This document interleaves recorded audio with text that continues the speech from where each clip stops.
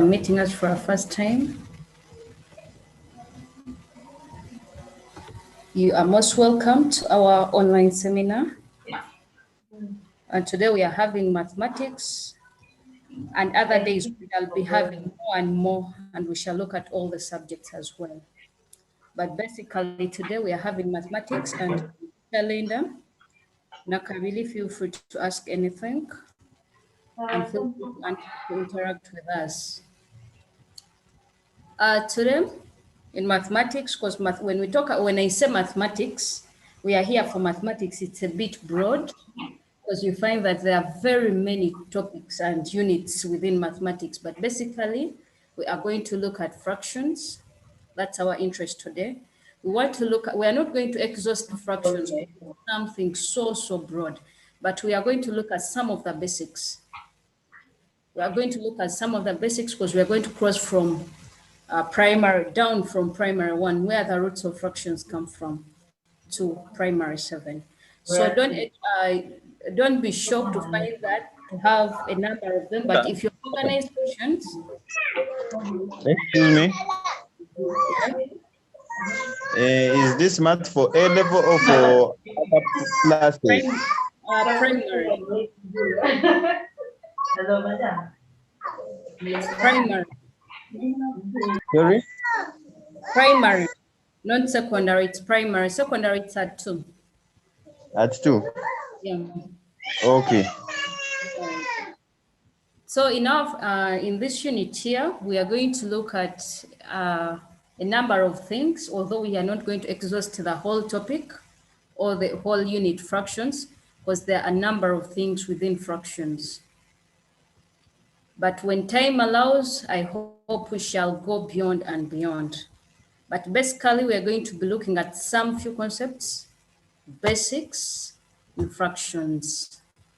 Feel free to raise your hand, feel free to answer the questions, feel free to discuss with your colleagues where you feel like you are able to do it.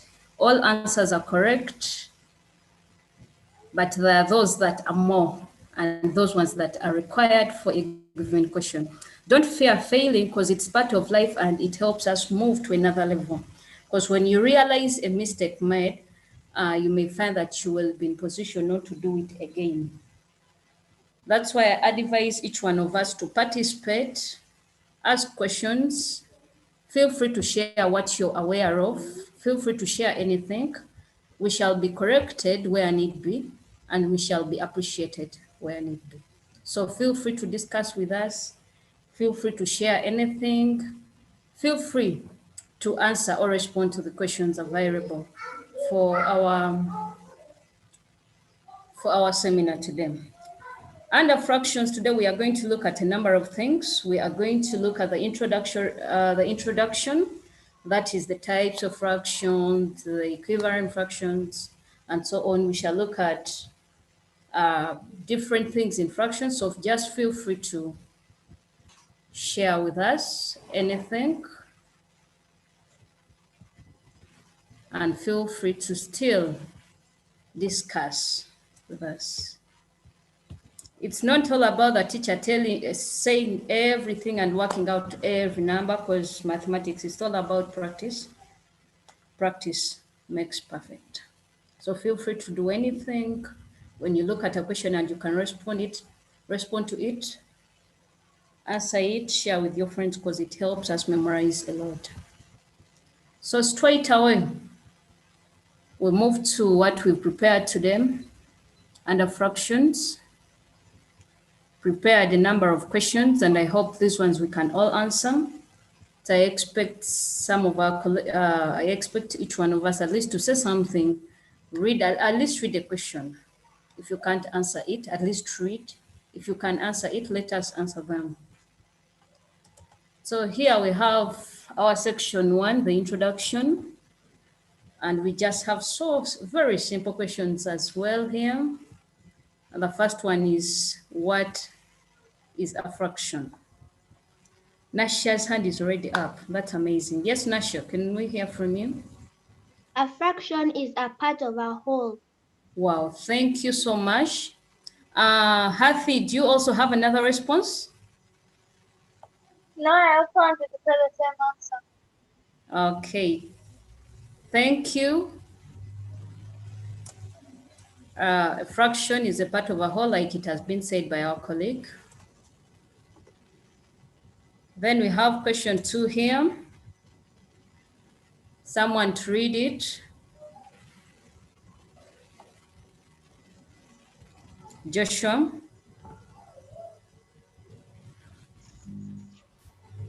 Name the two parts of a fraction. Well, thank you. Can we have the answers? Abigail? The numerator and the denominator. Thank you so much. We have the numerator and the denominator. So who can differentiate between the numerator and the denominator? Who can help us understand those two terms well? Someone to explain to us or someone to break for us. Asante, yes, your hand was up.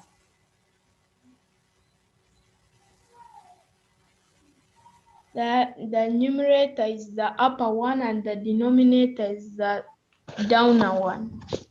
Thank you so much. So when they talk about the numerator, they mean the upper part of a fraction, and the denominator, they mean the bottom part of a fraction. And this is how such can appear.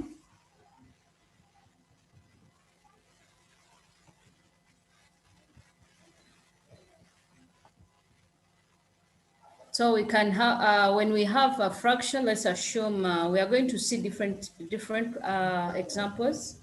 Like a half, you find that 1 out of 2, 1 is our numerator, and 2 will be the denominator. Let us check another question here. Yes, better.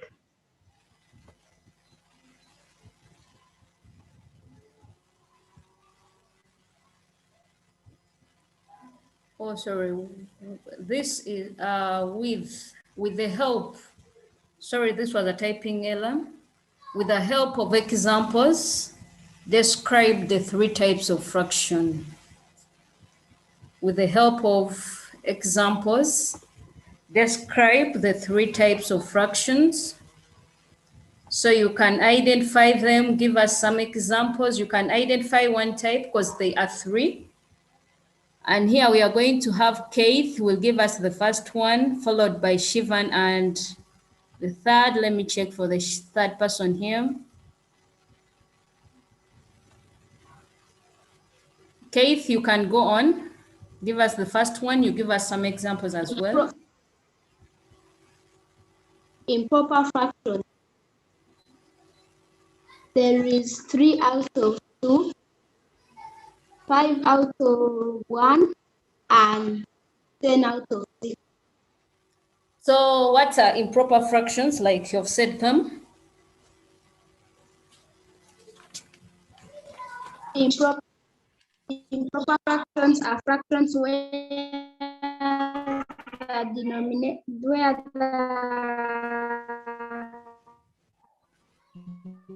the numerator is greater than.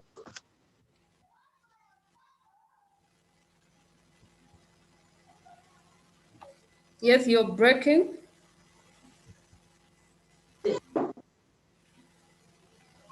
Improper fractions are fractions where the numerator is greater than the denominator. Thank you so much, Keith. Improper fractions, like he has said, these are fractions whose numerator, that is the top number, is bigger than the denominator. Let us hear from Emin. Sorry, Shivan first. Shivan. We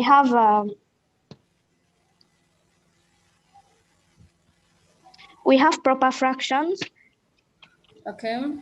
And a proper fraction is a type of fraction when the denominator is greater than the numerator, and an example is 1 out of 4. Wow, thank you so much. Let us also hear from, who was the third? Keshiana, can you tell your hand is up? Give us the third one. Mixed fractions are fractions with two parts, a number and a fraction.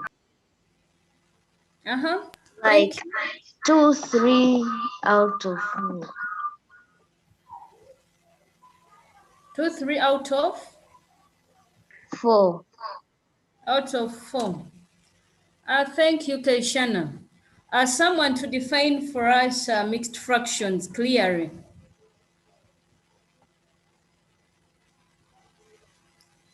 Yes, Hathi?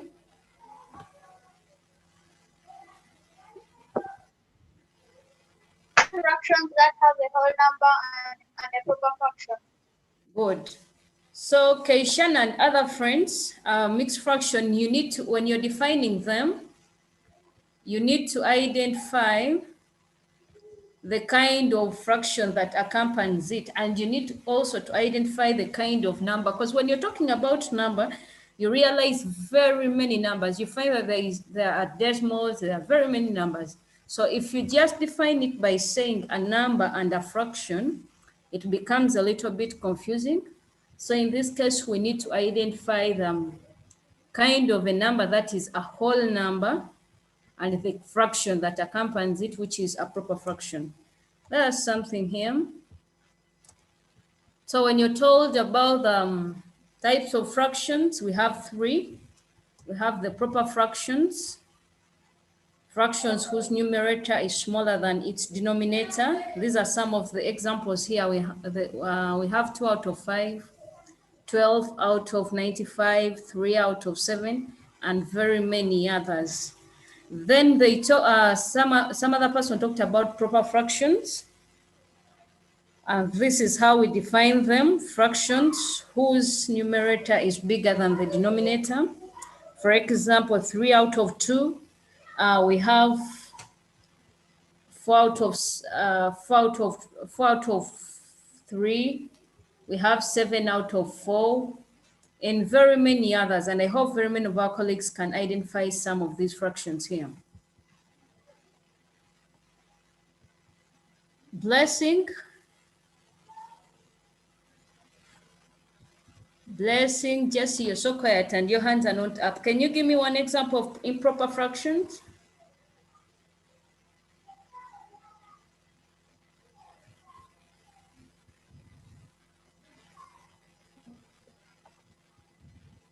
Four over 3. Wow, thank you. 4/3. So this, Maya, can you give me when your hand is up? 9/6. 9/6, thank you.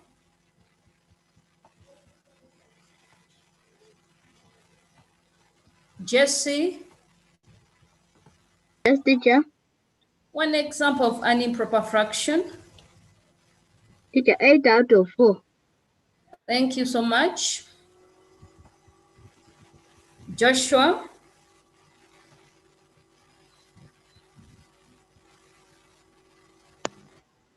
Yes. One example, please. Of a mixed fraction. Yeah, improper.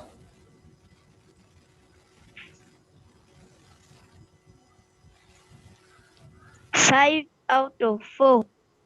Thank you.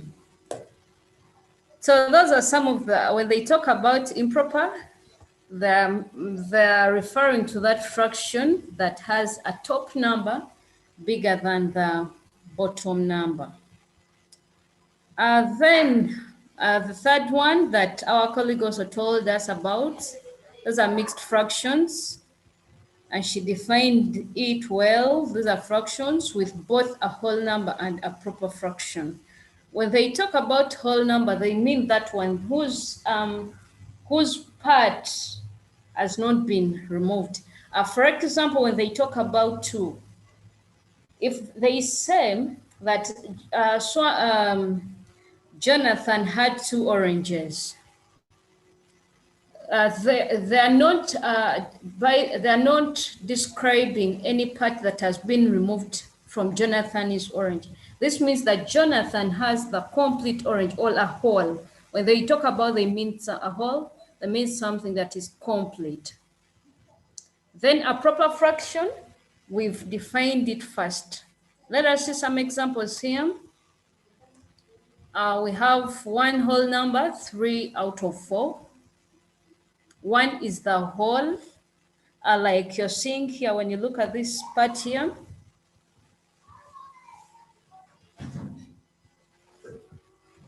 This one here is the complete, or it's what we refer to as the whole, 1, and the 3 parts shaded out of 4. So here we have one whole number, 3 out of 4. And we can also read it as one whole number, 3 quarters. Then we also have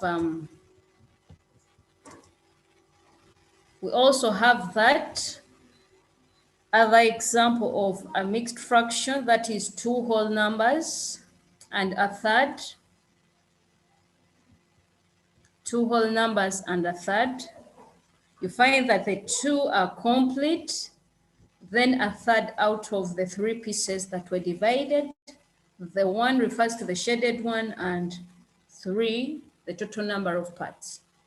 So we have 2 whole numbers and a third. Let me have some 2-3 people giving us some examples of mixed fractions.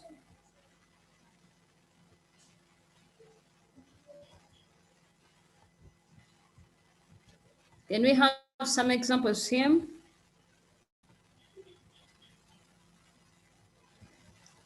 Tracy?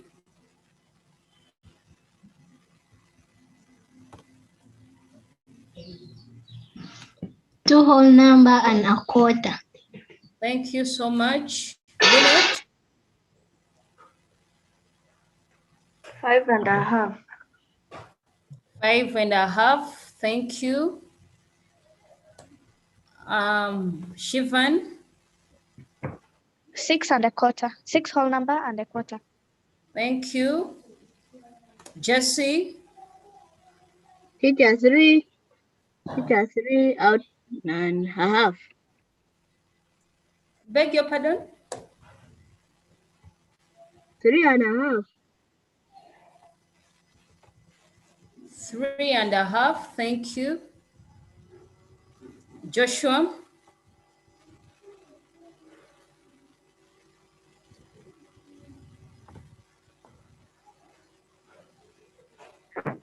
3 whole number and a quarter. 3 whole numbers and a quarter. Maya? 5 whole numbers and 3/8. 5 whole numbers and 3/8. Thank you so much. So those are some of the examples of mixed fractions. So when they talk about mixed fractions, what you should think about the whole number and a proper fraction.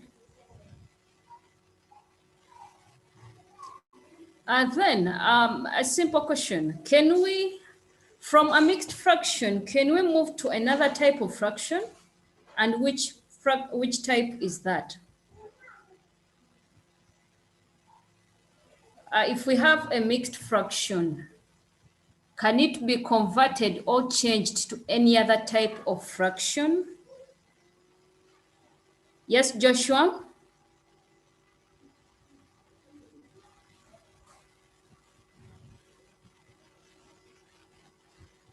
Yes. So to which type of fraction is that? Yes, Amen?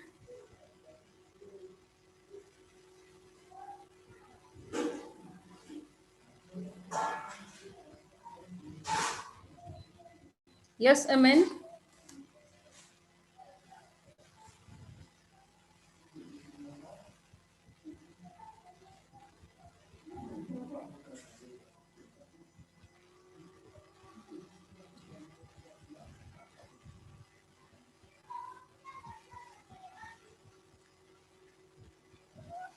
Amen, you're quiet. Joshua, which type of fraction can be got from a mixed fraction? If you're changing from a mixed fraction, to which type of fraction can we change to? We can change to improper fraction. So from a mixed fraction, we can get an improper fraction, and vice versa. That is, from improper still, we can go back to a mixed fraction. So there, who can share with us how can we change from mixed? Who can help us change from mixed to improper?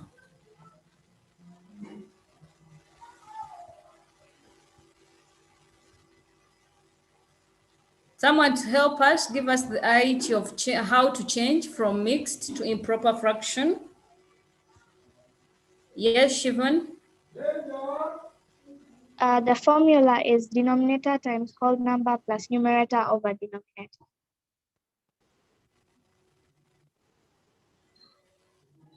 You're a bit breaking. I don't know whether, can you use your... Chat, yeah, let me use the chat. Okay.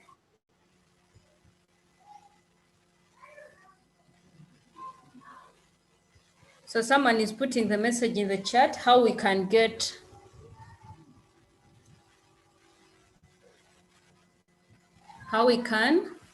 change from how we can change from mixed fraction to improper fraction.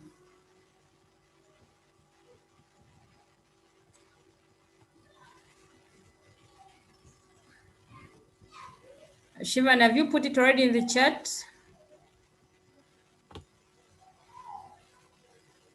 And I think Nasha also has a different opinion about it because her hand was up. Nasha, yes, please. Whole number times denominator plus numerator. Yeah, thank you. It's similar to that of Nasha. Whole number times Denominator plus numerator.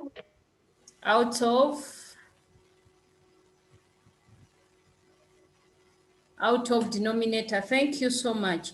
So in case you find any number that requires, if you find any question that requires changing from mixed to improper fraction, that is the formula that we use.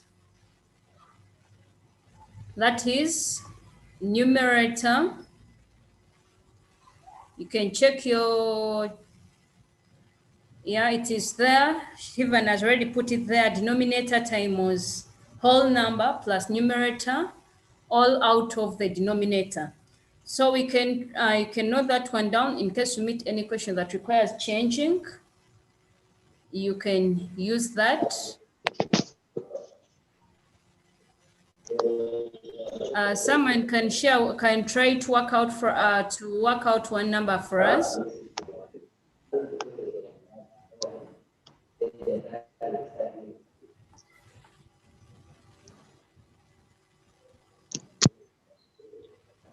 Someone can note that one down.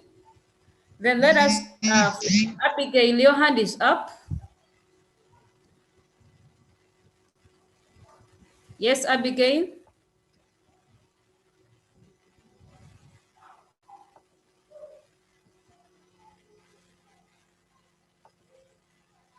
Abigail, your hand was up. I don't know whether you were saying anything or not. Asante, you're not seeing. I think it's your network, but I hope soon. I wanted to try to change. Excuse me, can you repeat the question? Beg your pardon, please. I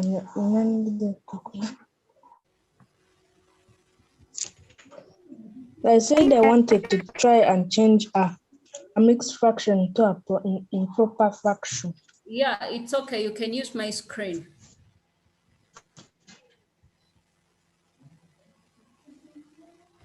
You can use my screen.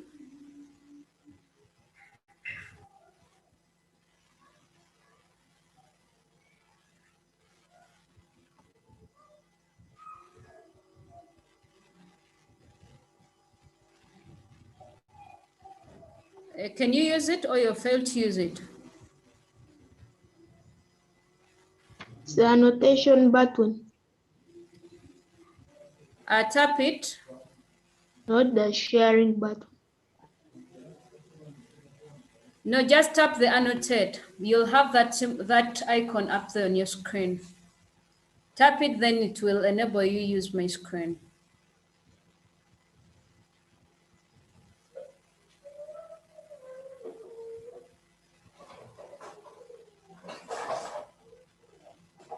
So you try it. If you get it, then you can let me know. I'll give you a chance to use it. I'll give you a chance to use it. Let us move to the next number here.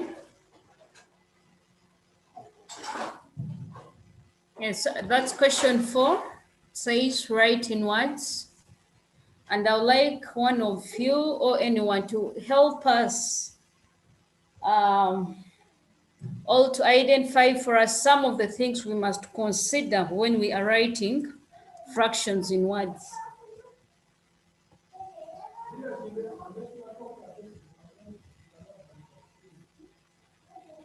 Someone to help us take us through that section of writing in words. Anne? Yes, Anne?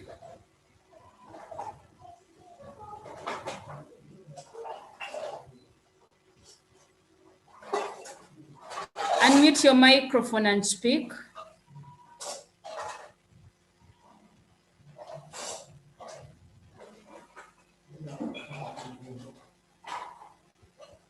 And your hand was up.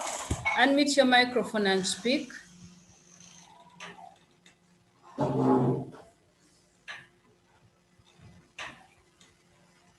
Okay, Hathi, you can take us through.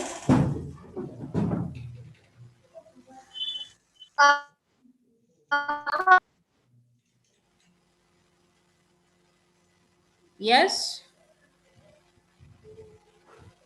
I have. Thank you so much for the answer, but I want someone to help us so that next time, because very many of us don't know what to base on when you are writing fractions in words, and we really don't know what can help us write them in words. So I want someone just to take us through, to tell us that when you're writing in words, we use this and this, we consider this, that's all.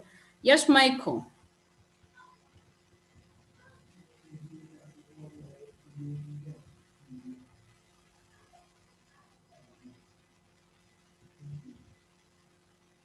Yes, Michael, unmute your microphone and speak.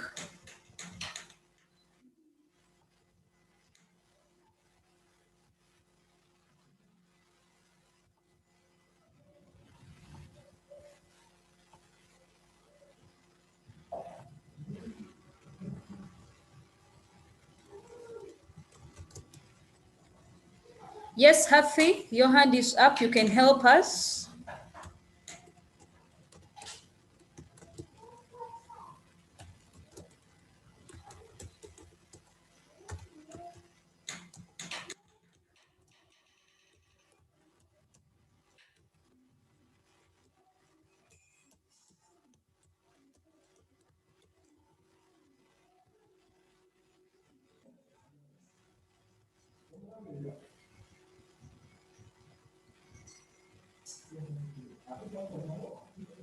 Okay, so when you're writing fractions in words, remember fraction has two parts. It has the numerator and the denominator. So when we are writing in words, the name of the numerator comes first.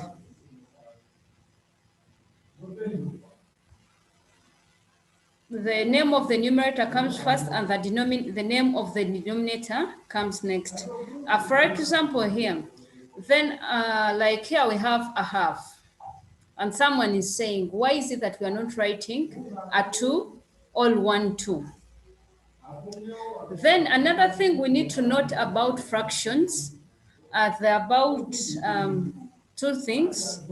We have the basics, like you'll find that we shall always have, regardless of the nature of a dress, but we know that in the clothing we have a dress. Whether it's long or short, still we shall say a long dress, we shall just put something to describe it. So that happens with fractions. We have some of the basics, or we have some of the fractions that already have their special names. For their names don't change. For example, a half, and that one is not, someone is asking, which class is this? We are in primary. This is primary 3 to primary 7. So if you're in secondary, you wait at 2. Your time will be, that's when you'll have your seminar. So when we are writing fraction in words, we things about fractions, there are those ones that are already fixed, like we have a half, we have a third, we have those ones that we have a quarter. For them, we don't look at them. We don't consider them like these other ones, whereby you look at the ordinals or you look at the positions. Because for other fractions, like let me first show you something here.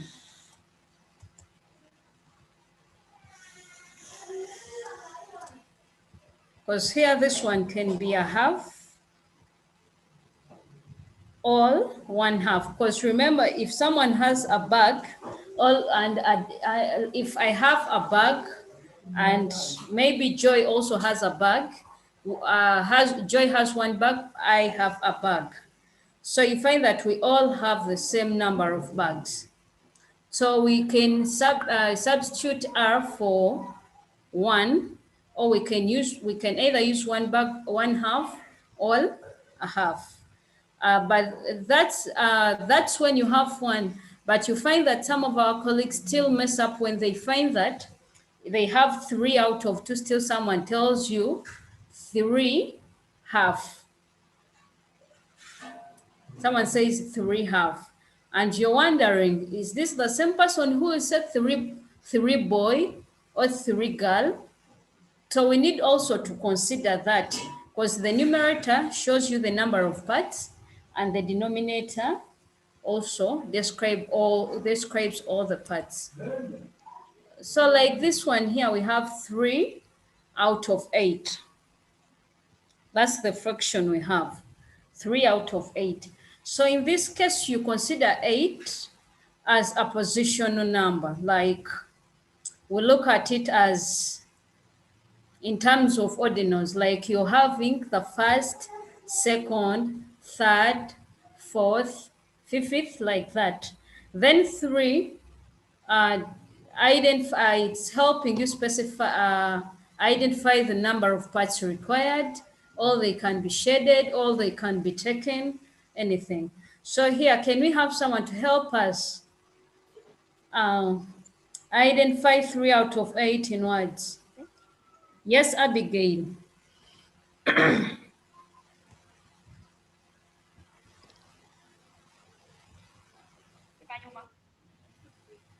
Beg your pardon? You're too soft, I can't hear you. Abigail, unmute your microphone and speak.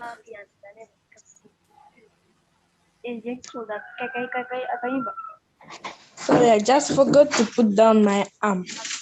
Okay. Otlin, can you help us? 3 out of 8 in words?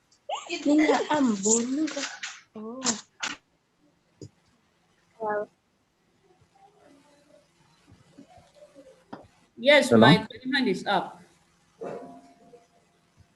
3/8. I beg your pardon? 3/8. Thank you, 3/8. So that S has to come out. Because when it doesn't come out, you will make a mistake when you're writing it. And that's how it could be, 3/8. Then we have 2 out of 4. Someone to help us with this.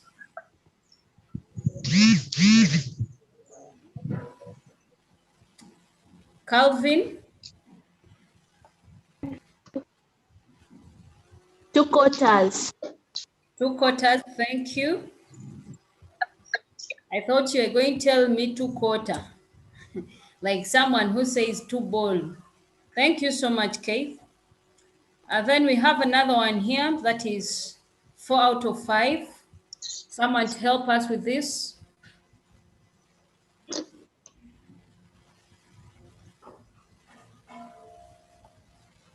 Joshua?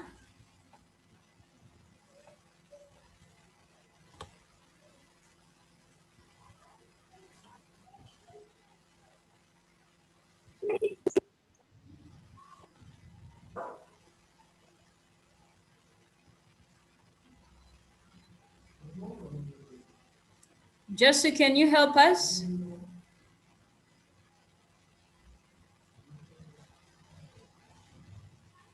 Okay, the answer is 450. Beg your pardon? Yeah, the answer is 450. 4/5. Thank you so much. And this is how we can write it. 4/5. That's how we can write it. So you can have very many fractions and try how to write them.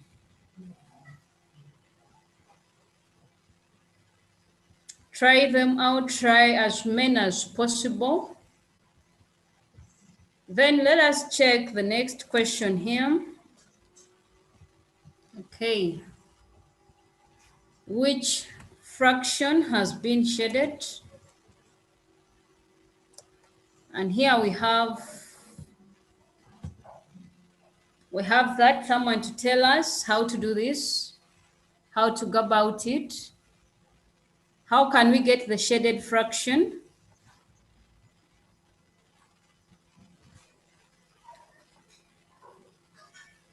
The others that are very quiet, Farouk.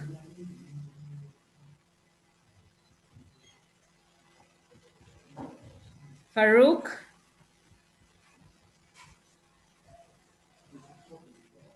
You unmute your microphone and speak.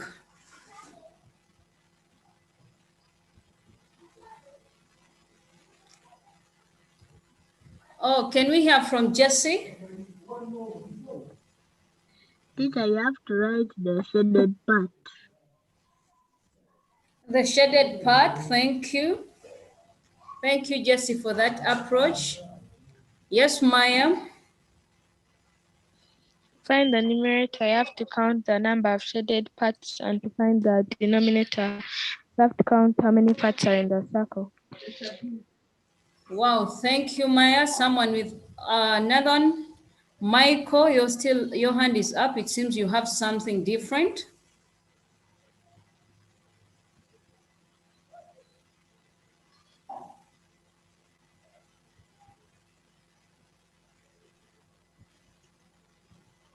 We shall have the numerator.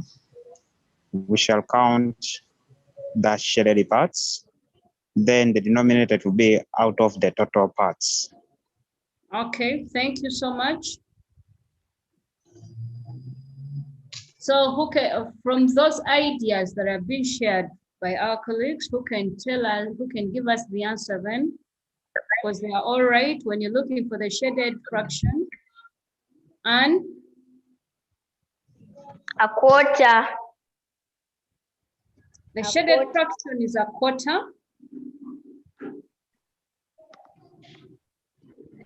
A quarter. A quarter, thank you, Anne. I don't know how you've got a quarter.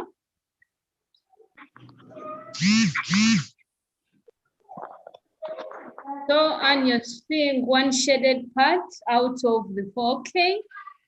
That's Anne. Let us hear from another person. Anyone with an idea there from the ideas that were shared first?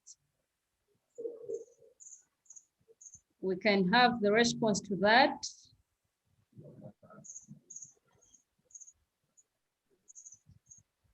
Asante, yes. 1 out of 4. Asante says 1 out of 4, thank you. All right, let us prove those answers. We're saying that 1 out of 1 out of 5. I made a mistake. Okay, someone says 1 out of 5. The question says which fraction has been shaded. So for us to get the shaded fraction, we get shaded parts out of all the parts. So when we count all the shaded parts, we have 1, 2, 3. Out of all the parts, we have 1, 2, 3, 4, 5.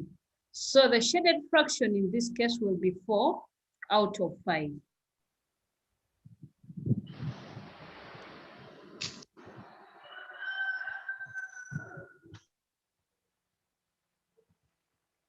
Yes.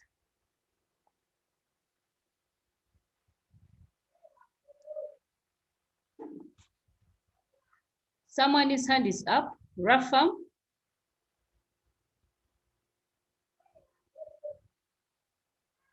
Rafa is saying something. I wanted to say the answer was 4 out of 5. Okay. Thank you. So you're emphasizing. Thank you for emphasizing. Rafa, thank you so much.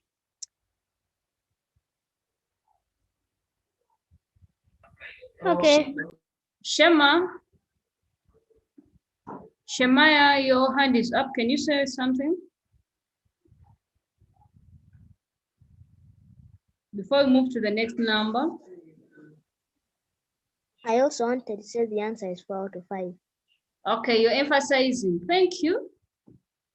I also see another hand up here. Asante. Your hand is up. Sorry, teacher, I never meant to raise up my hand. Okay, fine, because it's still up. Okay. So that's how we can go about it in case we are given to identify the shaded fraction. And Farouk has helped us write it also in words as 4/5. Thank you so much. So next time when you're told to look for the shaded fraction, you don't need you only need to count the shaded parts out of the parts available.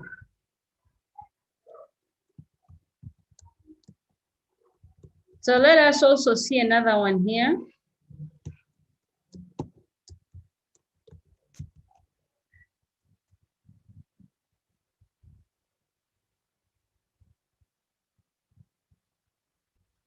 Let us see the next question here. We have that one there. Still, we are looking for the shaded parts or the shaded fraction. Someone to give us the shaded fraction there, because we've already got the ideas. Tracy, unmute your microphone and say something. The shaded fraction.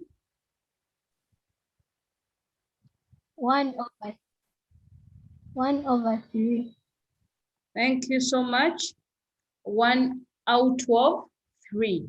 Let us try to practice to say out of, not over, because over means something else. Let us use 1 out of 3 for fractions, out of. Yes, Kevin, your hand was up. Are you saying something?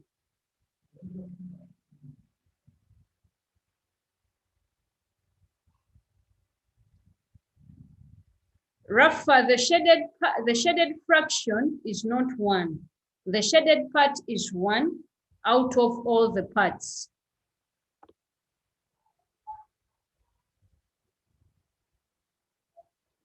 Meanwhile, as you're typing the answers in the chat, still write all the, try to put your contacts there, your classes, send also the email accounts you're using currently in the chat section.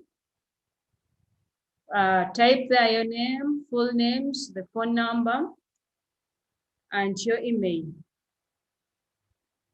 All students who are participating. So this is how the fraction will be. Shemaya, your hand is up. You're saying something about this?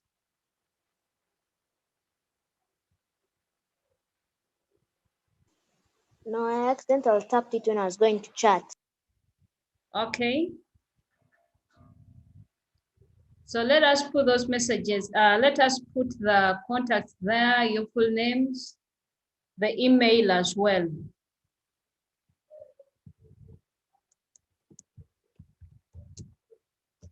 So let us check the next question also.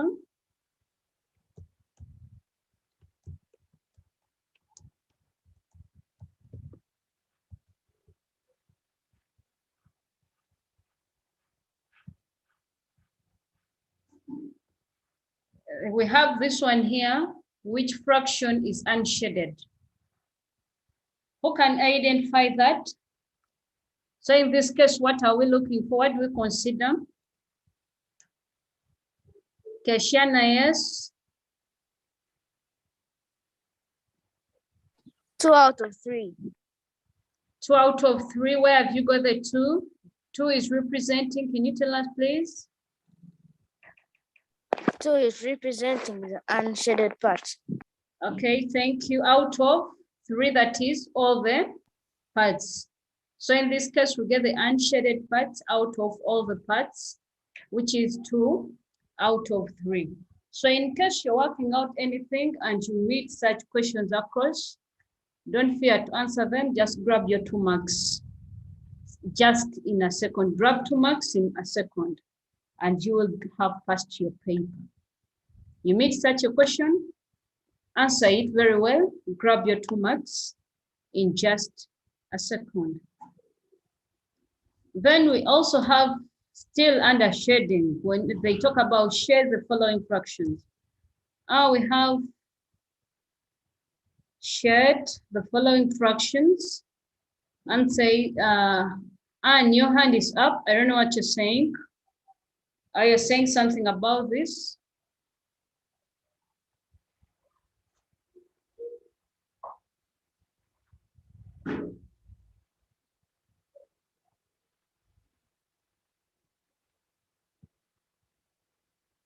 We have that part there.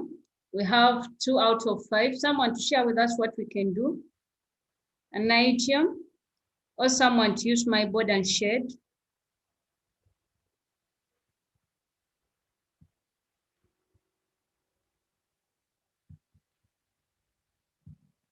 Lawrence, you're so quiet.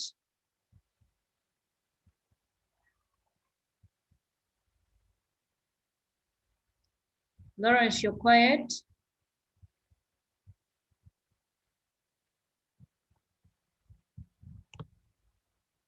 Think about this as we have a break for some minutes, some 2-3 minutes.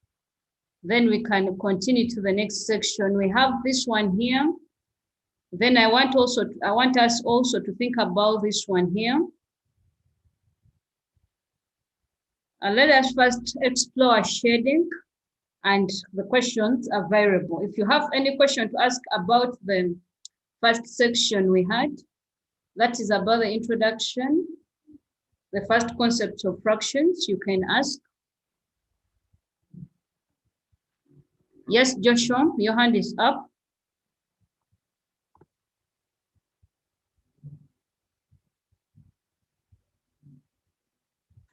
Joshua, your hand is up. I forgot to remove it.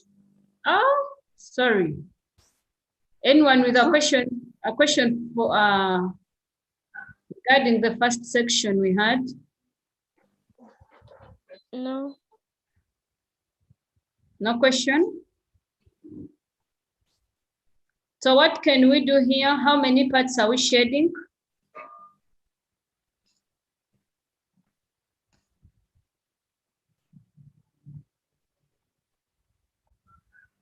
How many parts are we shading here? They are saying shade 2 out of 5.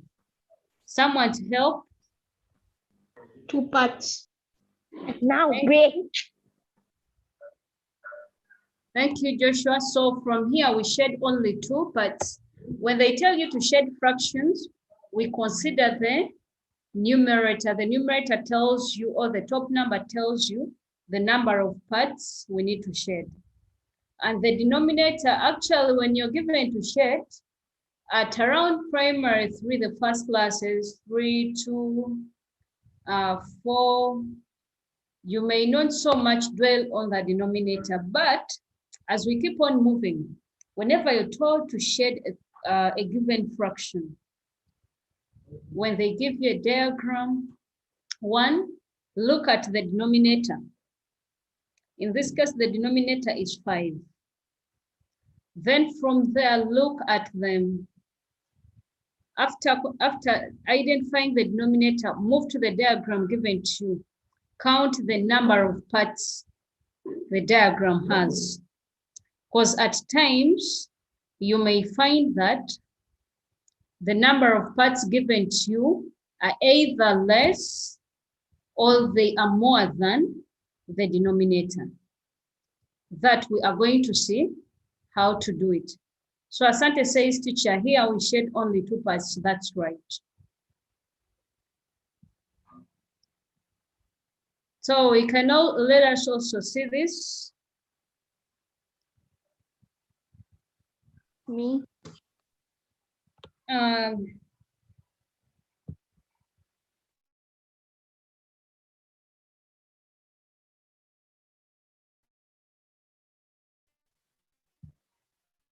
We also have this one here. They're saying shed 1 out of 5. So someone to share with us what to do in this case.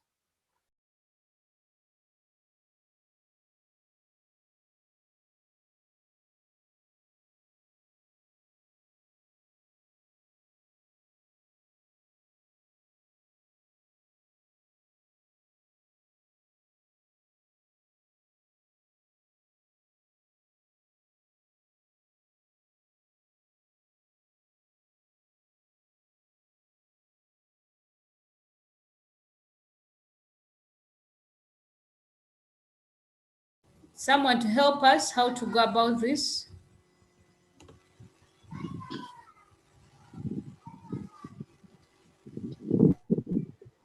We should do 1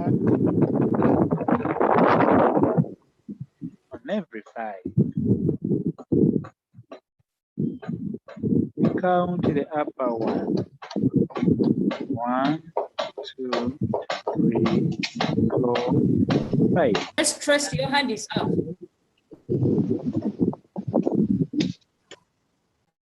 I'm just trying. I think the fraction times the number of all the parts.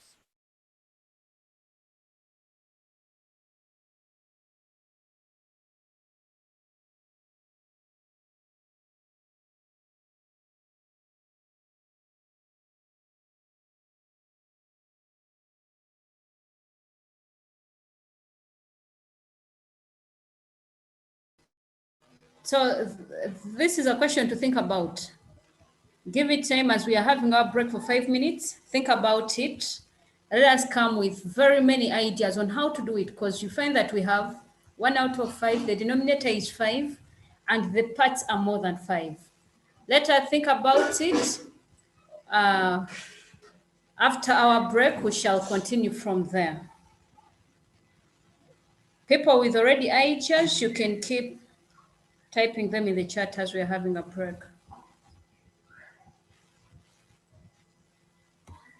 Thank you so much for attending. Think about that number and very many. It's worth the spices. That's so crazy.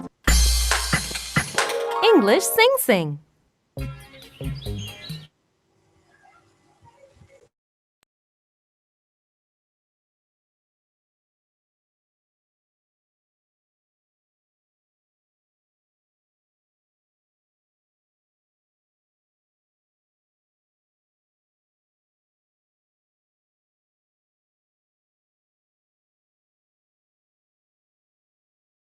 About decimal arithmetic. But before we get started, if you don't already know how to do multi-digit arithmetic with regular whole numbers, be sure to watch our videos that cover those subjects first.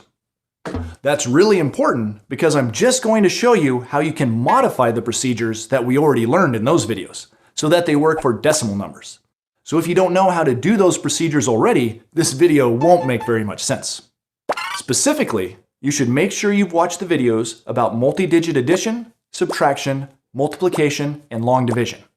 If you know how to do the problems in those videos, then decimal arithmetic won't be too hard. That's because the procedures for decimal arithmetic are basically the same as they are for whole numbers. But there's a few important differences that you need to know about. And that's what I'm going to show you in this video. Are you ready? Let's start with an easy one.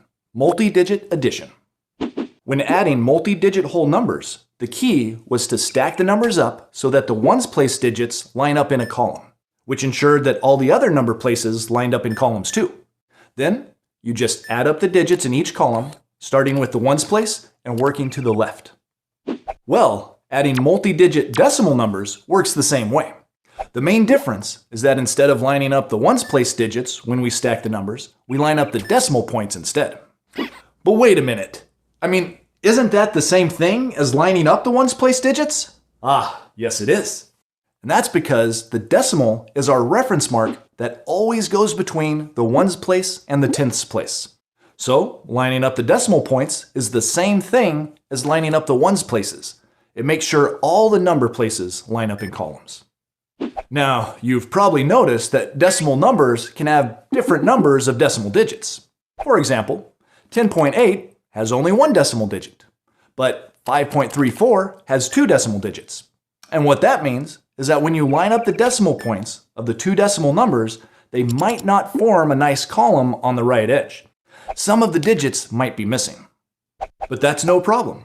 Remember, if there's not a digit in a particular number place, you can just put a 0 there to help you keep track of things.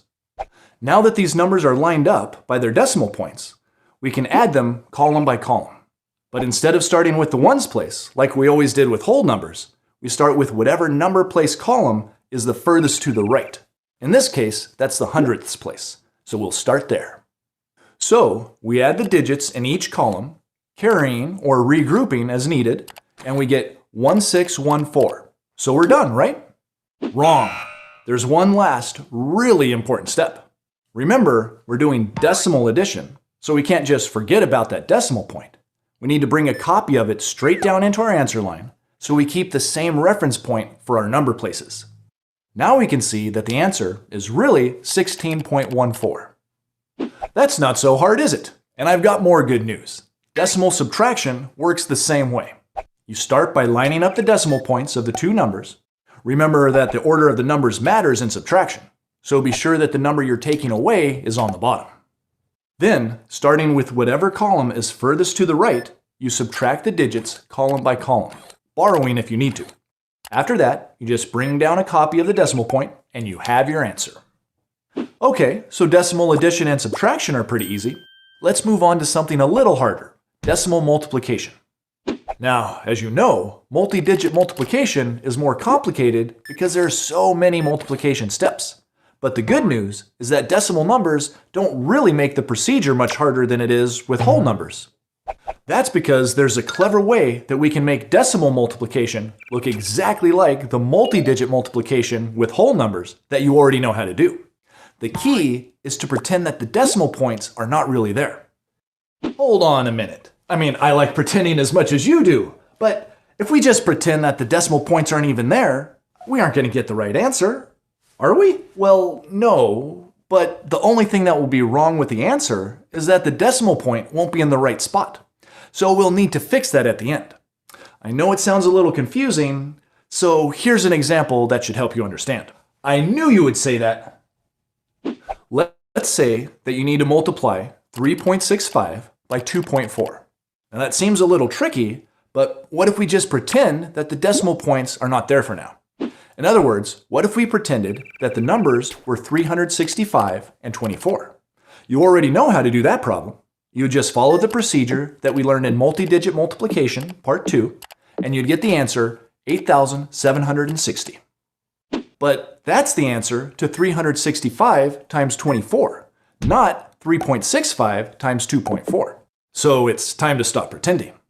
To get the correct answer for the decimal problem, we've got to understand what's going on with those decimal points and why we just pretended they weren't there. The truth is, when we pretended that the decimal points weren't there, what we were really doing is pretending that they had been shifted until both of our numbers became whole numbers. Remember, the numbers 365 and 24 technically do have decimal points. They're right there next to the ones place.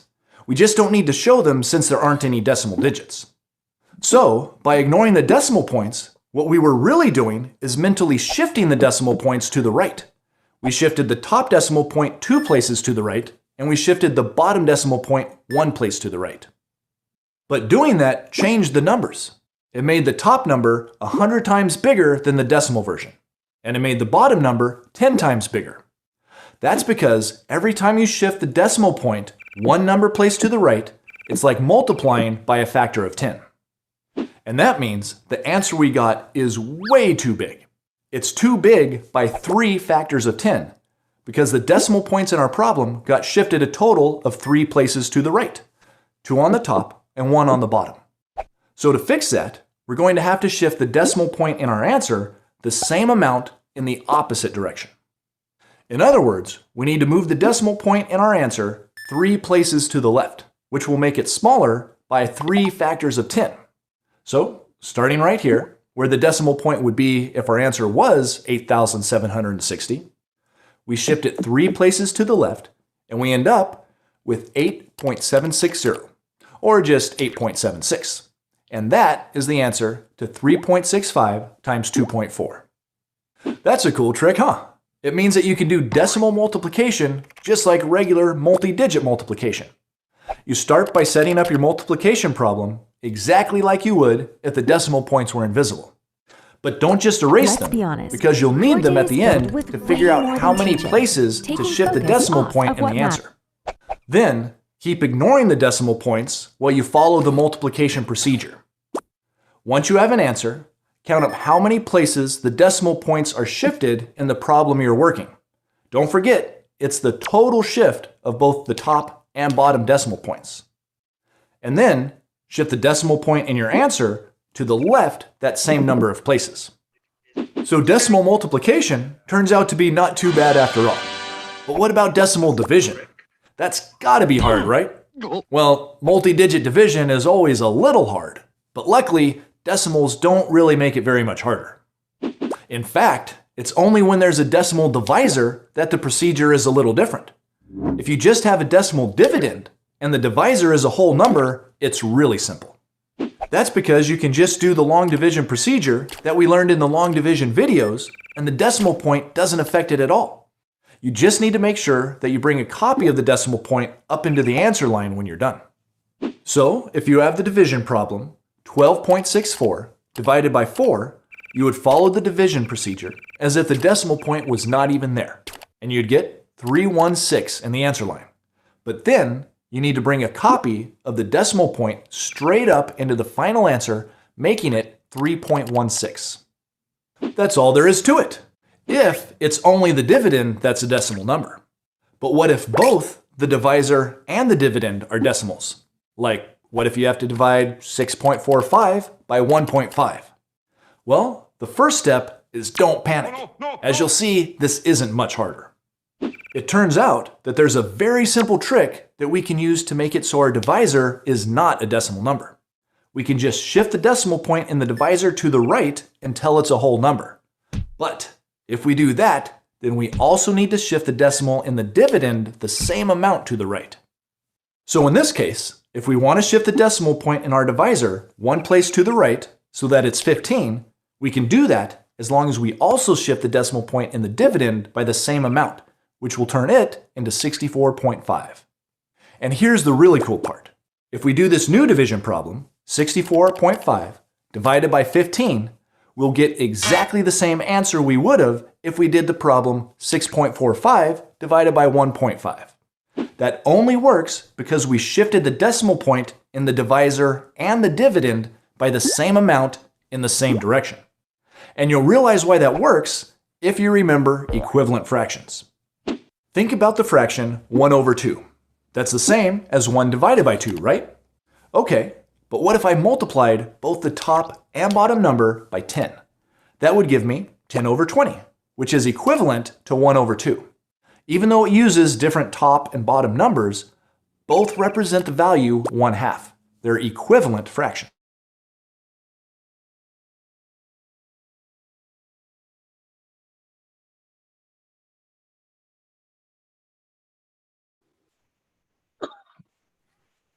Welcome, welcome, welcome to everyone. Welcome back from that mathematical break. I hope still you've learned something, even when the teacher wasn't there, although others were asking in the chat, where is the teacher, where is the teacher, where is the teacher?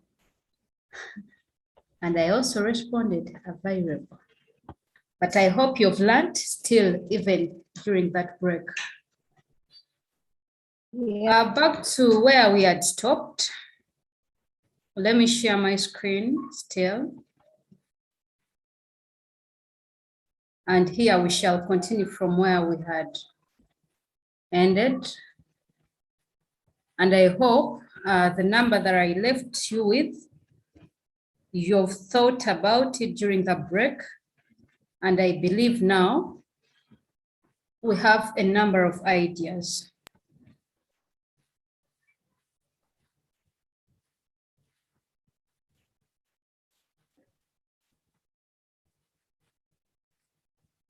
So when you're given such numbers, there are just a few things we need to consider.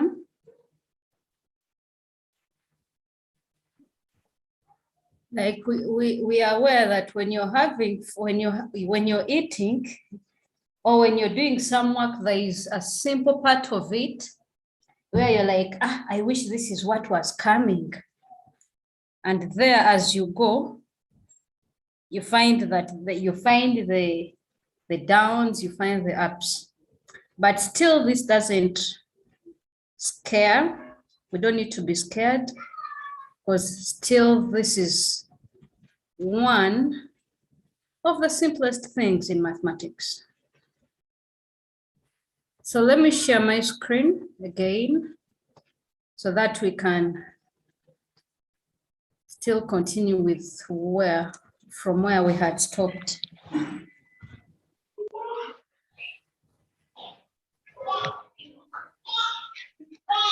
We had looked at this one here. Our colleagues said we shared two parts.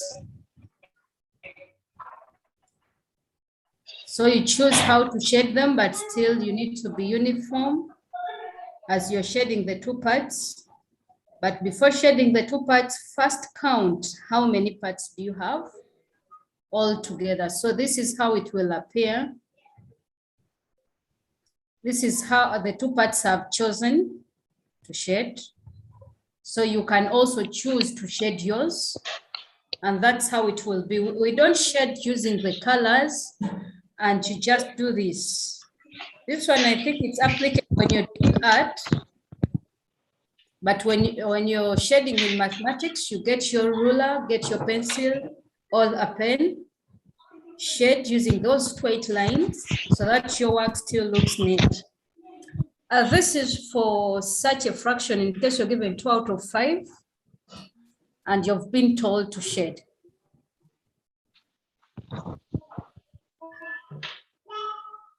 Still, if you're told to shade 2 out of 5, count the number of parts. The numerator shows the number of parts you shade, and the denominator shows how many parts that are available. So let us see some. Mommy, it's still not on 100, still charging. During the break, I made sure at least I never played on it. Here is the question. I charged it last night and then I went to bed. Please, you're not submitting to the group, and mute your microphone. Mommy, what time are we ending class? And mute your microphone. And mute your microphone. That noise is too much. Thank you. Maya, your hand is up. I hope you have an item. Share with us. Yes. To get the answer, you have to multiply 2/3 times the total parts. Wow, wow, wow. That's so beautiful. Thank you so much, Maya. So when you're given to shade 2/3, you find that the number of parts available in the diagram, we have more than 3 because we have 1, 2, 3, 4, 5, 6, 7, 8, 9, 10, 11, and 12. They are already more than 3. So the moment you notice that the parts are more than 3, come and get the fraction you've been given, that is 2/3 of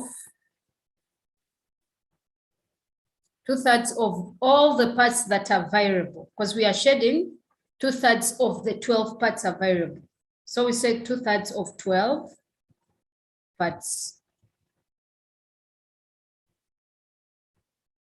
And remember, of means multiplication, so we shall say 2 out of 3 times 12.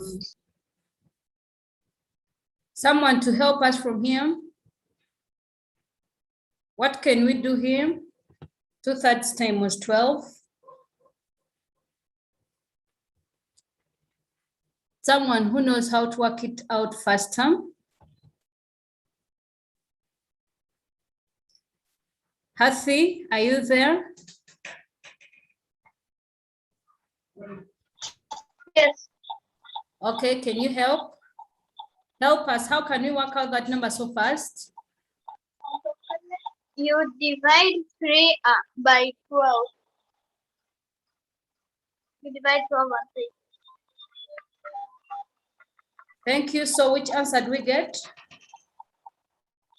So here by 4. 3, you've told us 12 divided by 3, we get? 4. We get 4. So we shall have 2 times the 4 parts, giving us 8. 8 parts. So after getting your answer as 8 parts, so these are the parts we are going to shed.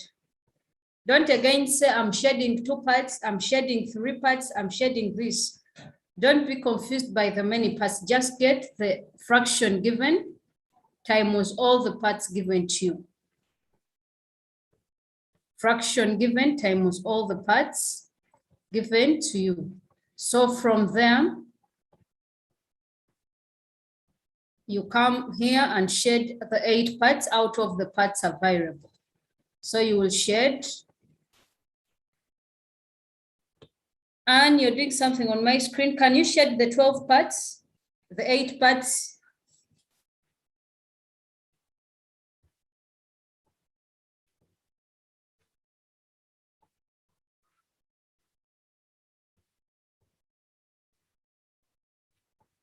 So that's how you shed them. You shed 12.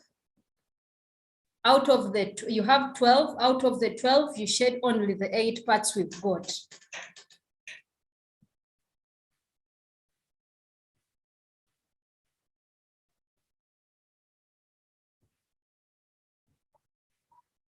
So let me help Anne shed. She has not completed all. So you shed, those are 6, 7, 8. So you shed neatly the 8 parts you've got. So don't always be confused when you're given very many parts and the fraction, the denominator shows a few of them, or it is representing a few of them. Then let us see the next, this is how you can do it neatly. 2/3 of the 12 parts are variable. Of means multiplication, you multiply, you get the 8 parts, so you shed only the 8 parts. Let us see another one here. They're saying shed a 5th, 1 out of 5. And there we have a number of parts. Someone to help us?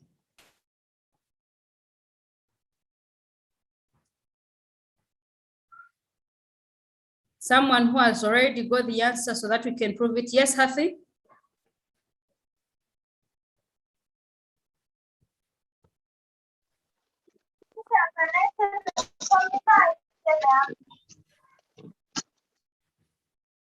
Beg your pardon?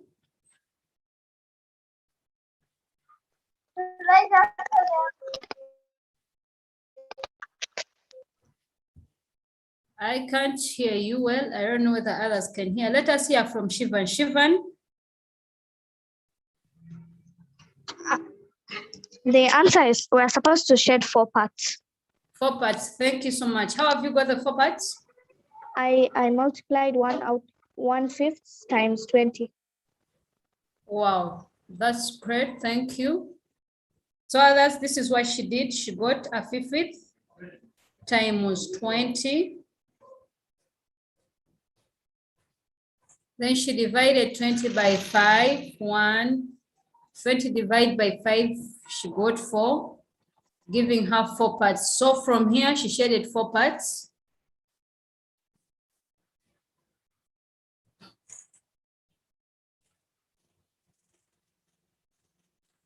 So don't mind about the other parts, you leave them hanging.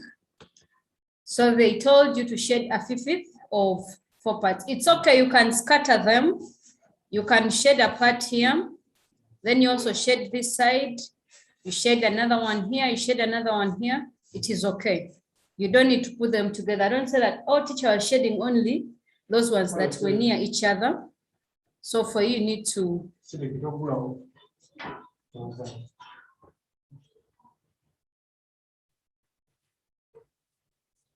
Anyone with a question about that?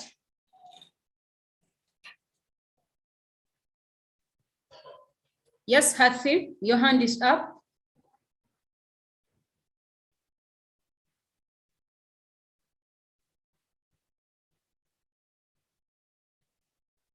Hathi, your hand was up. I don't know whether you're having a question about shading. No, I left the hand there. Okay.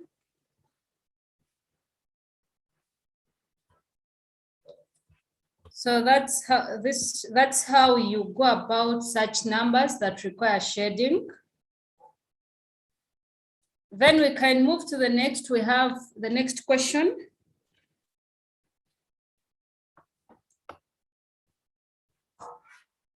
The next question here on the screen, I expect someone to read for us this one here and help us go about it. Joshua, can you read for us? Find the next 3 equivalent fractions for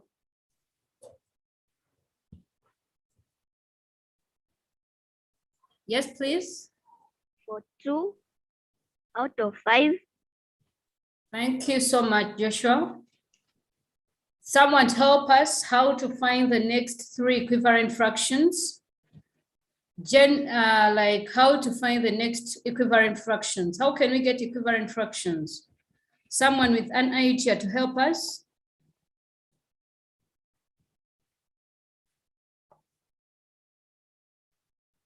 Nasha, do you have an idea?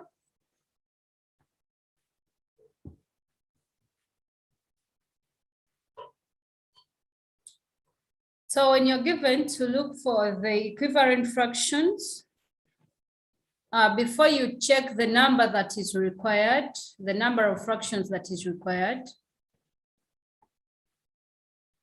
because they are saying 3, before you look, you check that, what should come in your head? 1, how to get them. How do we get them? By multiplying the given fraction by consecutive counting numbers from 2. And one thing you should know when you're dealing with finding equivalent fractions, what you multiply with the numerator is what you use for the denominator as well. For example, this one here, we have 2 out of 5. So the next equivalent fractions will be 2.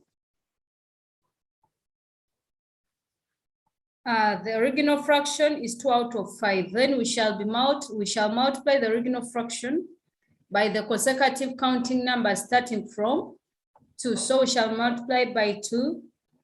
What you do up is also what you do down. Comma. Then you move to the next till you'll have 2 out of 5. Still you multiply it by the next counting number, that is 3. till by 3. So now when you consider the number required, it is now.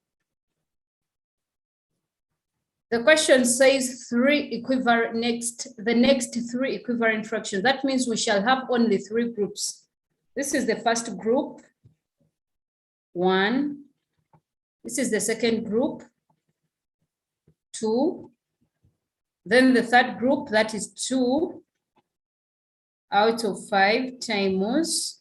Who can tell the number we shall use here? Which number shall we use? Someone is hand up. Yes, Jesse? Teacher, you use 4.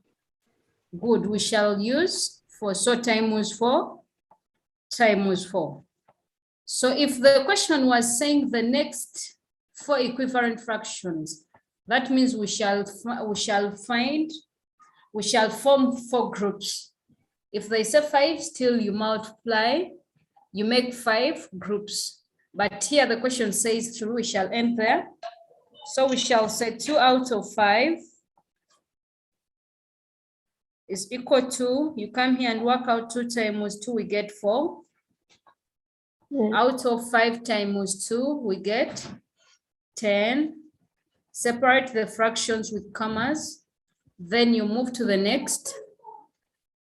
Someone who has got the next fraction. Yes, Shivan? 6 out of 15. 6 out of 15, good. Then the next fraction. Someone who has got the next fraction. Hathi?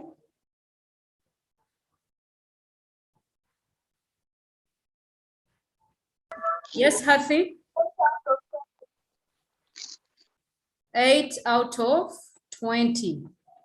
Thank you so much. So that's how we can get equivalent fractions. When they talk about equivalent fractions, those are some of the steps you need to think about, what to do, what follows the other, and how can I answer the question given. You don't need to reduce, because when you reduce these fractions here, you'll always go back to the original fraction. The moment you reduce this, you go back to this. So when you reduce this, you go back to this. Someone may ask, teacher, why don't we reduce these fractions here? When you reduce them, you go back to the original fraction. So we just leave them the way they are. In other words, these are some of the fractions that when you reduce, they are equal to 2 out of 5. That's why they are called equivalent fractions. Any question there? Someone with a question?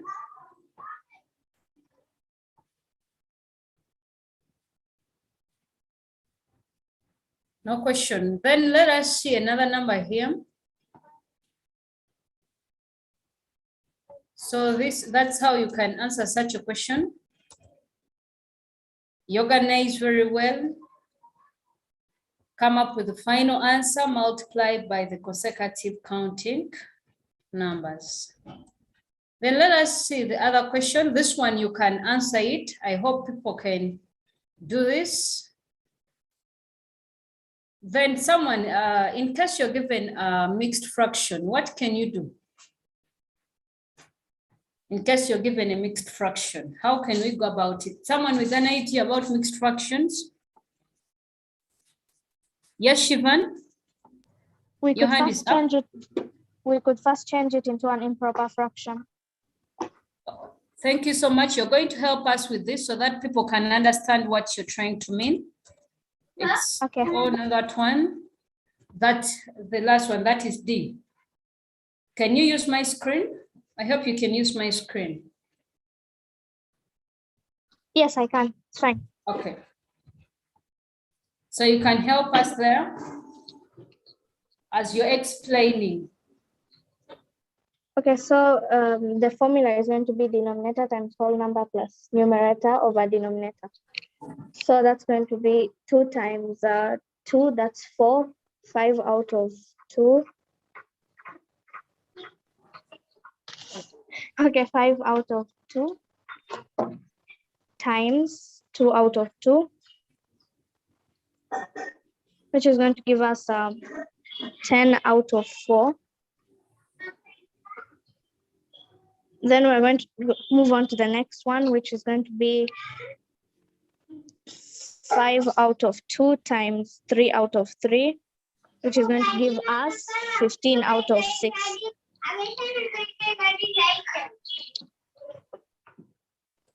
Then we're going to move on to the next one, which is 5 out of 2 times 4 out of 4, which is equal to 20 out of 8. So our answers are going to be 10 out of 4, 15 out of 6, and 20 out of 8. Wow, thank you so much, Shivan. And I hope each one of us has picked something from her explanation. She has told us the first thing we should do for the mixed fractions is to remove, is to change it from mixed to improper. And this is what she has said.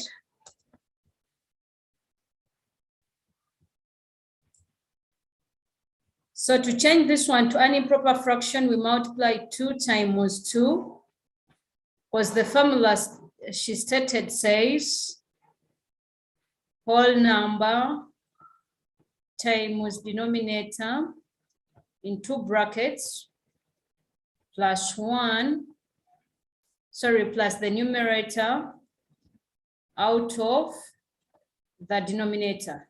So in this case, the whole number is 2 times the denominator, that is 2, in 2 brackets plus the numerator, that is 1, out of the denominator, which is 2.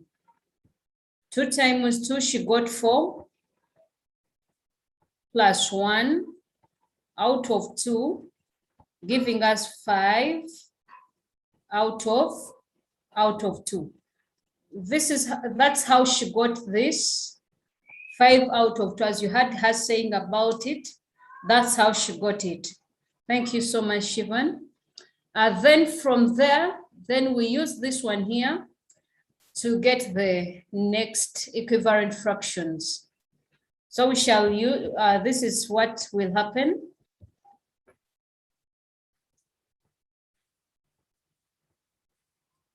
So from there we shall have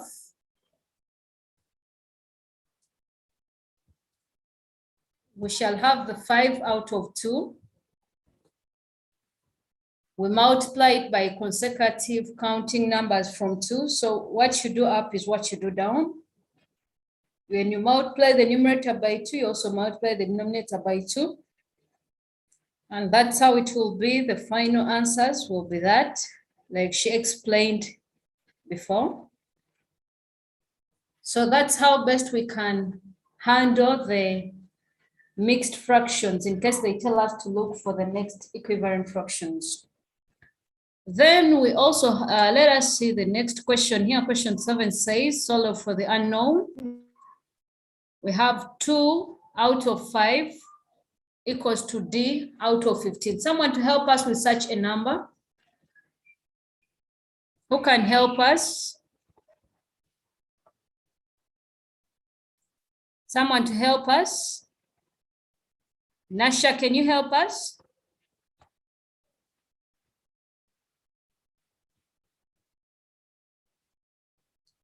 Nasha, you're quiet. Multiply both sides by 15. Okay, thank you for that idea. You see, you're quiet. Instead of sharing with us such an idea. Thank you so much, Nasha. She says you multiply both sides by 15. Thank you. We shall see how to apply it somewhere. Joshua, do you have an idea?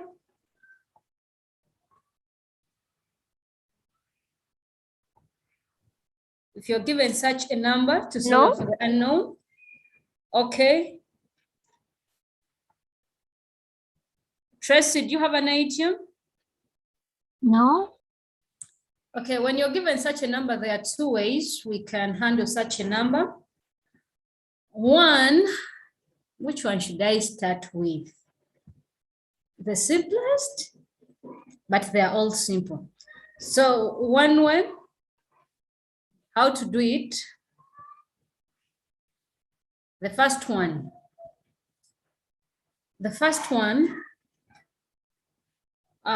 put this in brackets. Yes.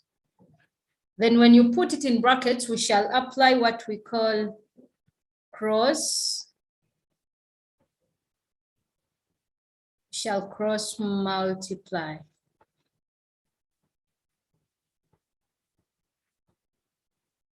And I hope everyone is familiar with cross multiplication.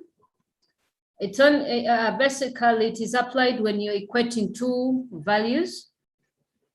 Like when you're equating two fractions, we can use cross multiplication in this case. Cross, we all know what a cross is or how it looks like. And so we carry this big one here and we apply it here. So we put it here. So in this case, we shall have 2 times 15 in brackets. Don't forget the equal signs, equals, open brackets, d times 5, close brackets. That's for cross multiplication. So after that, we can multiply 2 times 15. What do we get? Someone with the answer ready? 2 times 15. Kashiana.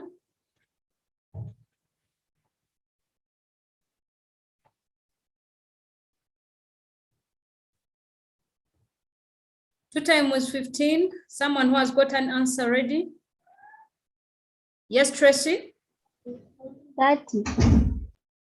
She has got 30. So 2 times 15 is 30. So we say 30 equals to d times 5. What do we get when we multiply d times 5? 5d. We get 5d. So some other friends are like, we get d5. Someone says, teacher, it could be d5. And that's what I thought before. But it's not that.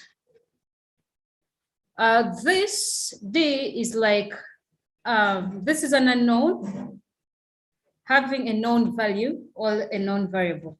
So when we are multiplying, this is similar to this. If you're saying, if you're multiplying, let's assume 4 times centimeters, you'll get 4 centimeters. So we assume that the centimeters are the units in this case. And a rule, when you are dealing with unknowns and knowns, the known value is written before the unknown. That is when we are dealing with multiplication, addition, we start with the known value before the unknown value. So in this case, the known value is 5. And the unknown value, the one that is represented by a letter, is D. So we end with D. So in this case, who can share with us? How can we get, if we have 30 equals 5D, how can we remain with only D because we are looking for the value of D?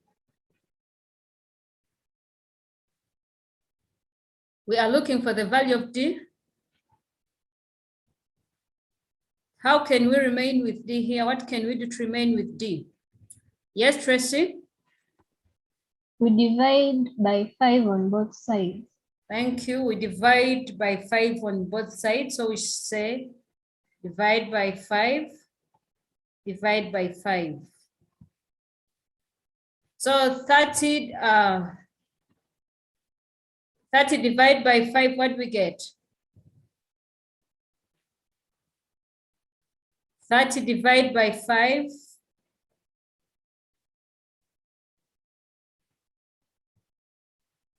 Divided by 5. Let us try it out, Keith. Enable your mic still. Shemaima, can you try? 30 divided by 5.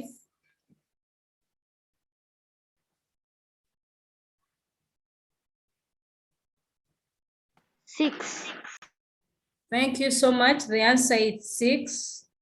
And 5 divided by 5, we get 1. Then here by 5, we cancel the 5. 5 by 5, 1. 5 by 5, 1. So remain with 6 equals 1D. And 1D is the same as D. So our D equals to 6. This is the first method, or this is the first way we can handle such a number. Then let us see also the other method, because I've said that there are 2 ways we can handle such a number. So in this case, if you have method 2, we have 2 out of 5 equals D out of 15. And we are looking for the value of D. So to get the value of D, we shall get D equated to open brackets. If the unknown is up, we divide the downer numbers. If the unknown is down, we divide the upper numbers. So in this case, we have 15 as the denominator, 15 and 5. So you pick the biggest, we shall say 15, because it's the biggest, divide by 5, close brackets, times the given numerator, times 2, because 2 is given. That is the denominator they've given you. So from here we have D equals 15 divided by 5. What do we get?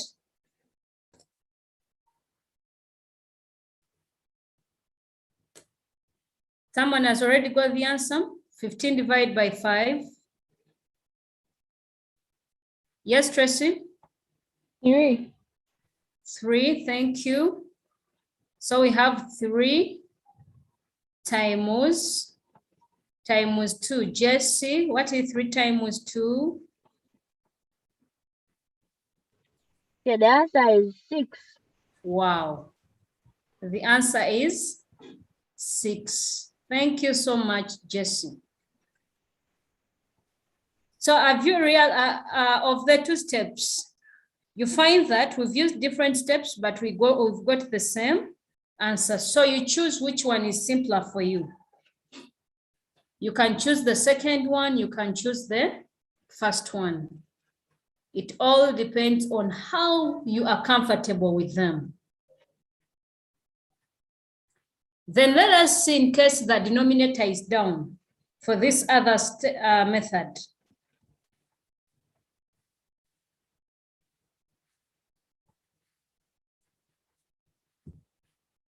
Let us see if the denominator is down. This is the second method. That's how you can organize your work. Then we have another number here. This is what I was trying to mean. The second question says a quarter equals to C, 2 out of C. And the denominator, the unknown is down.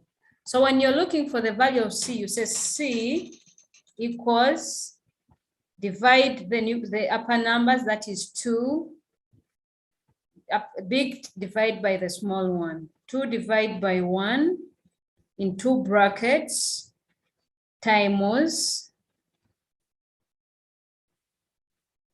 the given denominator, that is 4. So here we shall have 2 divided by 1. What do we get?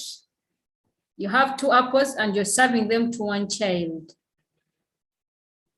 Someone has got the answer already? Yes, Jesse? Okay, you get 2. Thank you. We get 2 times 4 here. So the value of C in this case will be, someone has got the answer ready for the value of C? 8. The value of C will be 8. Thank you so much. So in this, you just need to choose which method to use, but both methods correctly used lead you to the right answer. So you can choose which one to go with. Anyone with a question there before we leave that part?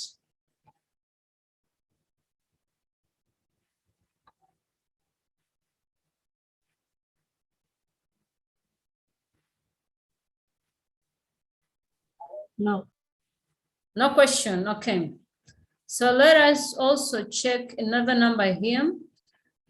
For this part, it is also under equivalent fractions because those are equivalent fractions that they try to twist, give you one digit present, another one missing. They're all equivalent fractions. Then let us see here. Let us check the next question here.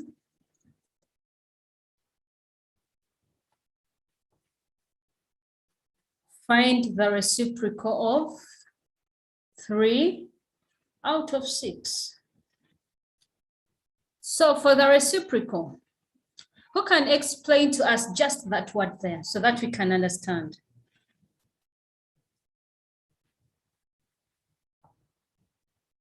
Someone to explain to us. Yes, Maya, thank you.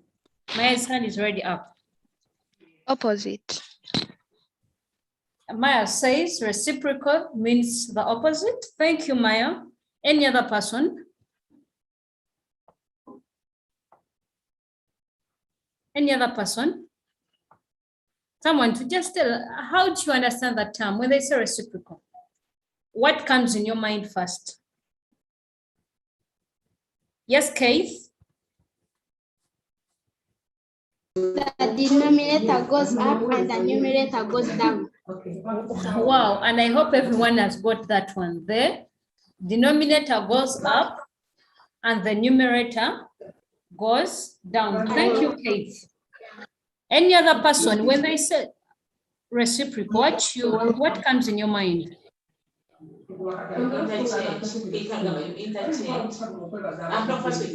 Anne?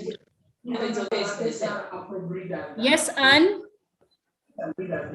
What comes in your mind when they talk about reciprocal? Unique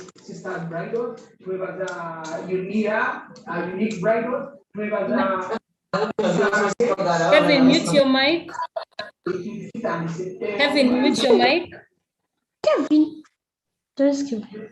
Mute your mic, Kevin. Nasham, what comes in your mind when they talk about reciprocal? I've not yet learned about the reciprocal. Okay, so you're going to learn about it. Yes, Tracy, your hand is up. Just the multiplicative inverse of a number. Multiplicative inverse of a number. Thank you. Thank you, Tracy. People have good ideas. Any other person? Kevin, mute your microphone. Please, Kevin. We do not have Kevin. Kate. Kate, mute your microphone.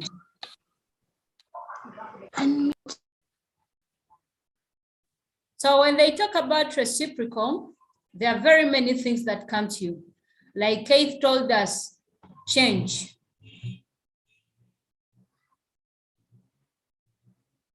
Like Kate told us, you change the numerator and the denominator. Let's assume you've been moving around and they've told you, someone says, I want your reciprocal. If you were standing like this, we assume you are standing very well like this. You just, like Kate told us, just need to change. Put the head down. Upside down. Yeah, upside down. So reciprocal of a number is that number changed upside down, just that, simply. And it also has very many big definitions. But for us to understand at our level, changing the number upside down. And what do we base on when we're doing this? There is one fact that we have. Any number a number times its reciprocal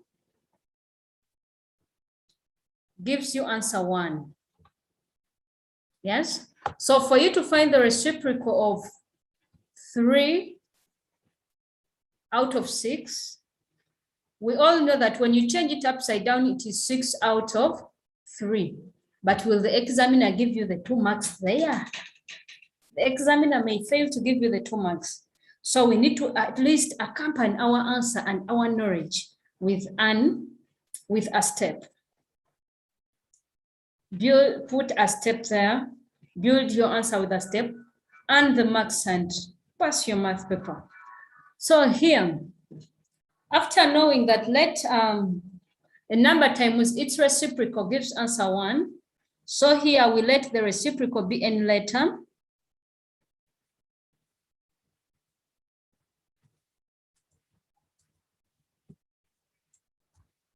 We let the reciprocal be any letter like M. So we say let the reciprocal be M. And remember, any number times its reciprocal gives answer 1. So from there, how did we come up with this step here? You come here. So we have 3 out of 6 times M gives answer 1. How can I deal with this? Yet some unknown fractions. I go back and pick the rule of multiplication of fractions. Numerators alone and denominators alone. I can give M denominator 1. Then I can also leave 1 as it is, because 1 out of 1 is 1. So this case here, what you do up is what you do down. So we shall multiply here. So we have 3 times M. We get 3M out of 6, because 6 times 1 is 6, equals to 1. This is where, that's how we got this step here. So after that, for you to, how can I remove 6? We shall multiply both sides.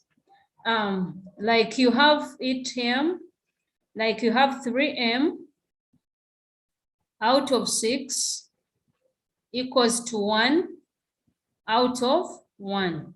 Do you remember what we did in the first step when we said cross multiplication? Yes?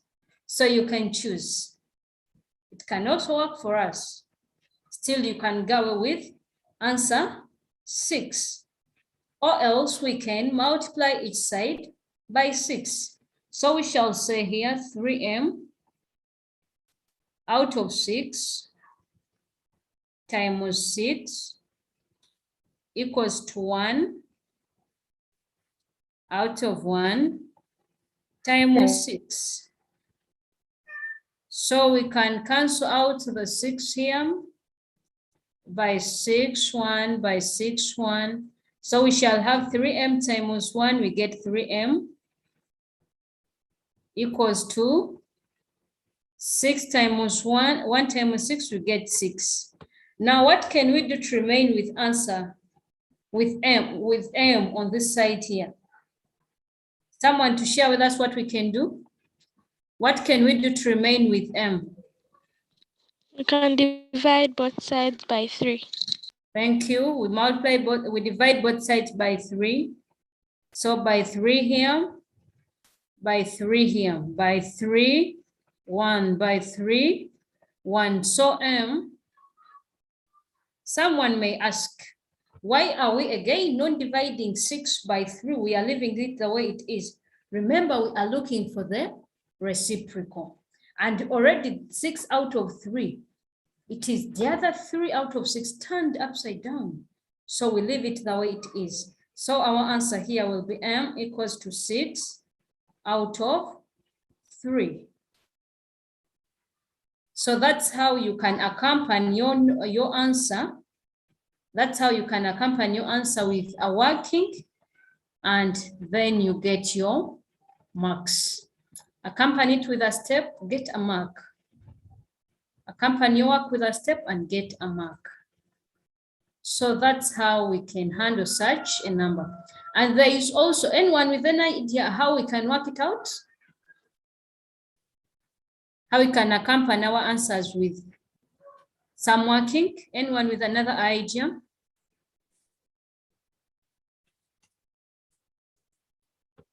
No idea?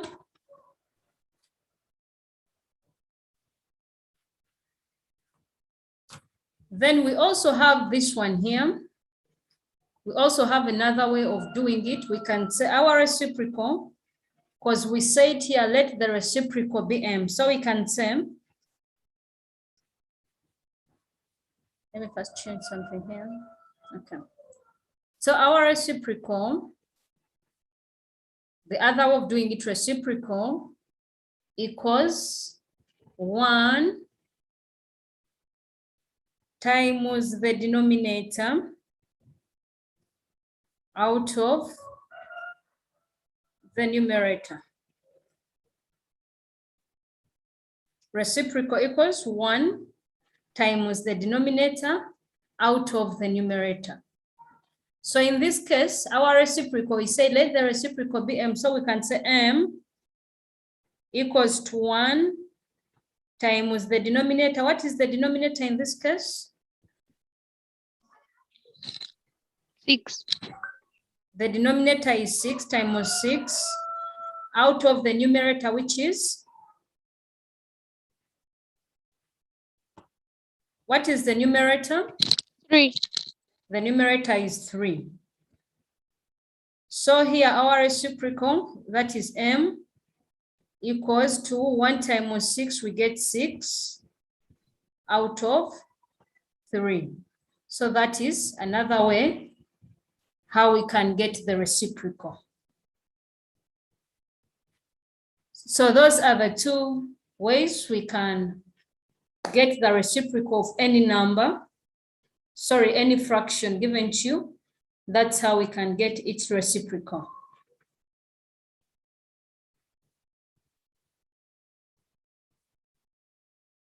So any question? Someone who is saying me, I'll go with number one, with method 1.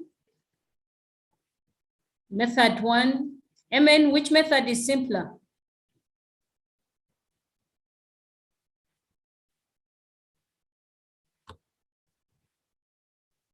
Amen.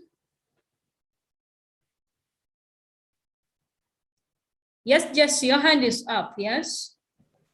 Teacher, I'll take this. Beg your pardon? Teacher, I'll take the second method. The second method. Okay. Yes, Keith. The second. The second one. Okay.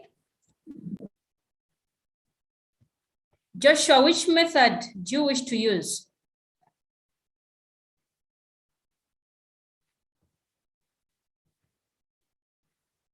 Nakazwe Ann, you've been so quiet. Teacher Linda, how many numbers are we left with? We are going to end somewhere because there are a number of them, but we are ending on number 8 only, because we have a number of them.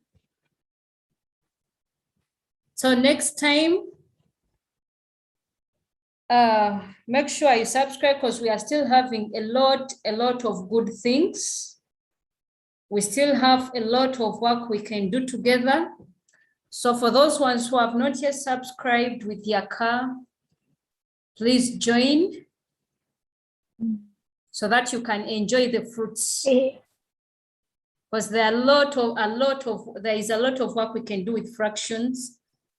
Like we said, we have the reciprocals, we've not touched the decimals, we've not touched the remainders, we've not touched the ratios. Talk about the taps, drawing and filling. There is a lot of work we can do. Yes, Jesse, your hand is up. I want to ask a question. Yes, please. Teacher, I beg your pardon, please. there's a question here saying one number 4 out of 4. I have not got you well. Teacher, I have a question. 7 whole number, 2 out of 4. One whole number? 7 whole number, 7 whole number? 2 out of 4. 2 out of 4. And they, what do they require in this case? Do they need the reciprocal? Yes, yes, teacher. Okay, what we do in this case, you change it to an improper fraction. So we shall have 4, the denominator, times the whole number. 4 times 7, we get 28. So we follow this formula here. When we are changing it, we say whole number times denominator in brackets plus numerator out of the denominator. So we have the whole number is 7 times denominator 4 plus 2 out of 4. So 7 times 4, we get 28, plus 2, we get 30 out of 4. So now you're finding the reciprocal of 30 out of 4. So you say 30 out of 4, you let the reciprocal be any letter. You choose which method to use. So we can let the reciprocal be letter M. So we let the reciprocal BM. We can also use X. So for us to, we can, you choose the method, we can substitute in the second one, we say reciprocal, which is X equals to 1 times the denominator out of the numerator. Teacher, how So many X equals? Teacher, how many minutes are we left with? Completing this number here, we are left with just a few minutes, around 5. Okay. Yeah. So here we shall have X equals to 1 times the denominator, which is 4, out of the numerator, which is 30. And so our answer here will be X will equal to 4 out of 30. Just have you been answered? Yes, teacher. All right. Thank you for being active. Thank you for participating. We still have more kept. Just subscribe and enjoy the fruits.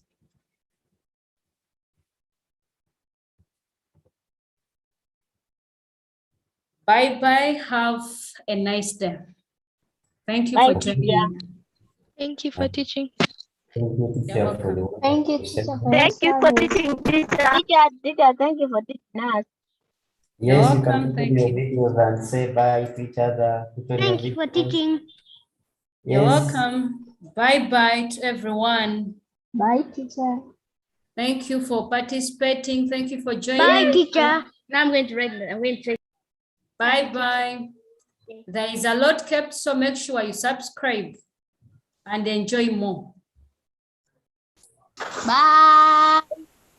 Bye-bye. Bye.